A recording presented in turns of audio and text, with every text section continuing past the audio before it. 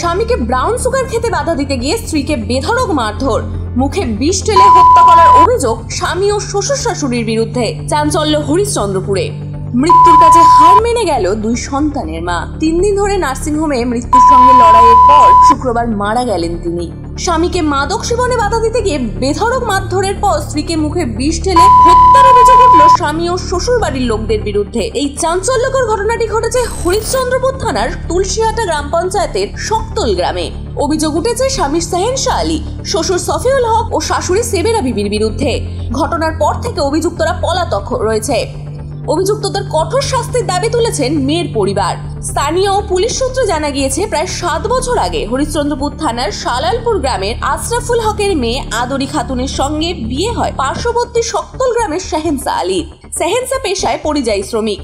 তাদের 2টি সন্তান রয়েছে। তবে সে বাড়িতে বসে ব্রাউন সুগার খেত। স্ত্রী বাধা দিতে গেলে তাকে বেধড়ক ভাবে মারধর করত। স্বামী ও শ্বশুরবাড়ির লোকেরা কারণে অকারণে আদরির ওপর শারীরিক ও মানসিক নির্যাতন চালাতো। এই গন্ডগোল মেটানোর জন্য বহুবার গ্রামে সালিশ সভা বসানো হয়, কিন্তু এর পরেও স্থায়ী কোনো সমস্যার সমাধান ঘটেনি। অভিযোগ, গত রবিবার আদরিকে মাঠে কীটনাশক দিতে নিয়ে যায় অভিযুক্ত যুবক। সেখানে বধূকে মারধর করে। এরপর বাড়িতে এনে আটকে আবার বেধড়কভাবে মারধর করে স্বামী ও শ্বশুর শাশুড়ি। এমনকি তাকে হত্যা করার জন্য মুখে বিষ পর্যন্ত ঢেলে দেয়। স্থানীয়রা আদরিকে অজ্ঞান অবস্থায় হরিশ্চন্দ্রপুর গ্রামীণ হাসপাতালে নিয়ে যায়। চিকিৎসকরা আশঙ্কাজনক অবস্থা দেখে চাঁচল সুপার স্পেশালিটি হাসপাতালে স্থানান্তর করে দেন। সেখান থেকে মালদা মেডিকেল কলেজে স্থানান্তর করে দিলে গৃহবধূর বাবা মালদার এক বেসরকারি নার্সিংহোমে নিয়ে যায় তাকে। সেখানে আইসিইউ কক্ষে 3 দিন মৃত্যুর সঙ্গে পাঞ্জা লড়াইয়ের পর শুক্রবার সকালে মারা যান আদরি। অভিযুক্তদের নাম হরিশ্চন্দ্রপুর থানায় লিখিত অভিযোগ দায়ের করেছেন মৃত বধূর বাবা। যখন হসপিটালে যায় তখন মেয়েকে প্রথম বেটি কি হলো বেটি, তো বললো যে আমাকে মারে বিষ খাওয়াইছিল। মানে কারা মারধর করেছিল এবং কি বিষ খাওয়াইছিল? আমি, শাশুড়ি আর শ্বশুরে, তারাই এইগুলো ঘটনা।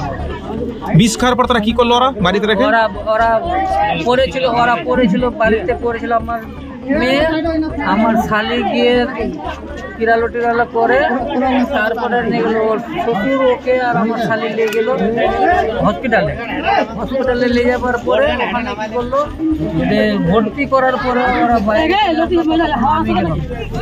আমরা বউ আর স্বামী মিলে গেলাম। ওখানে আর কাউকে নিয়ে গেলাম, গিয়ে দেখছি যে ওয়াশ হচ্ছে। তখন হাসপাতালে গিয়ে দেখলেন? হ্যাঁ, ওয়াশ করছে। জানেন, ওয়াশ করার পরে দেখলো বেটিকে বললো বেটি কি হলো, তো বলছে বাবা আমাকে মারে বিষ করে। যা অন্যজনের সাথে ধরাধরি করলো বড় যা, তো ওর বাড়ির লোক বলছে যে তুমি ওরকে ধরে দিয়েছো, ওর মেয়ে দেখেছিল। আর আমার মেয়েকে বলছে যে তুমি সব করেছো। আমার মেয়ে বলছে যে আমি করিনি, তোমার বৌমা নিজেই করেছে।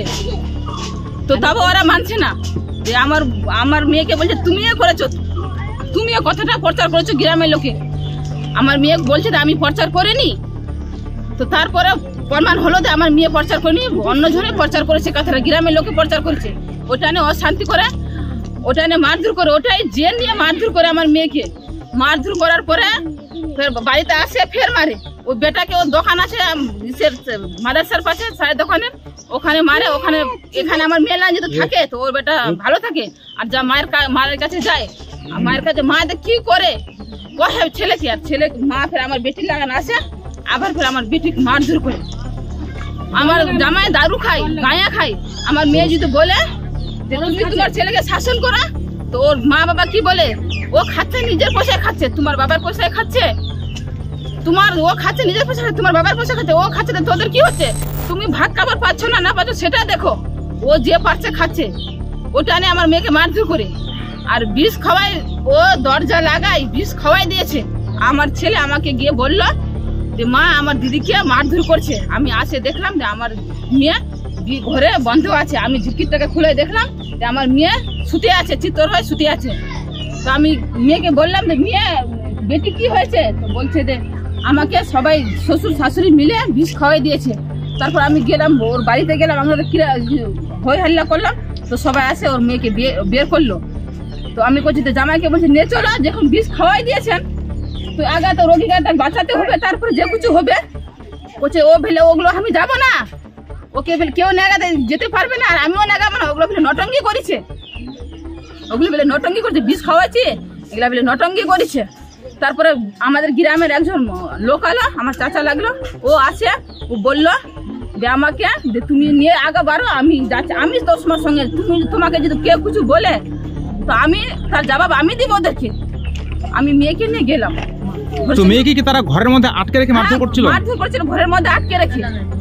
মানে কারা কারা মারধর করছিল? ওর শাশুড়, ওর শ্বশুর আর ওর স্বামী। বলছি এর পূর্বেও কি এই ধরনের মারধর করেছে কোনদিন?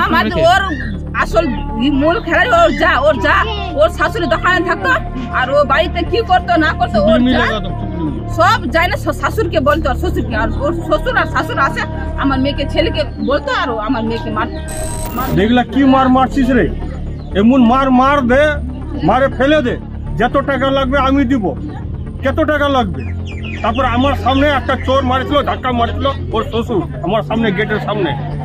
হ্যাঁ, তো আমি আর কিছু বললাম না।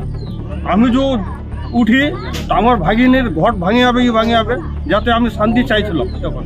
তো দেখছি তো মামলাটা খারাপ, আমি তো এখানে থাকি না, যে আমি থাকি তুলসিয়াটায় গলাতে, আর আমি এখানে যে থাকতাম তো অনেক কিছু ব্যাপার হয়ে যেত জিনিসটা। তো গত রবিবার কি ঘটনা ঘটেছিল?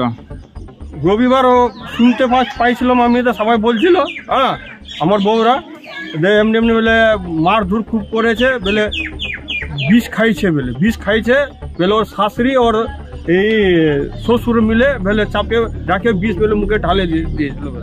তারপরে কথা নিয়ে গেলেন আপনারা? তারপরে নিয়ে গেল 1-1.5-2 ঘন্টার পর, তারপরে এখানে রাখলো ওর শ্বশুরা, ঘর দুয়ার লাগায়, কাউকে আসতে দিচ্ছে না পাড়ার লোককে।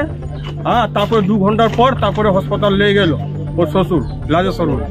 তো এখন কি অবস্থা আদরের? কি অবস্থা? আদর এখন মৃত্যু হয়েছে, বিষ খিলাই নিয়ে মৃত্যু হয়ে গেছে 4-5। মালদা থেকে পার্থ ছায়ের রিপোর্ট, বিশ্ব টাইমস। ফিরবে হুঁশ, জাগবে মানুষ।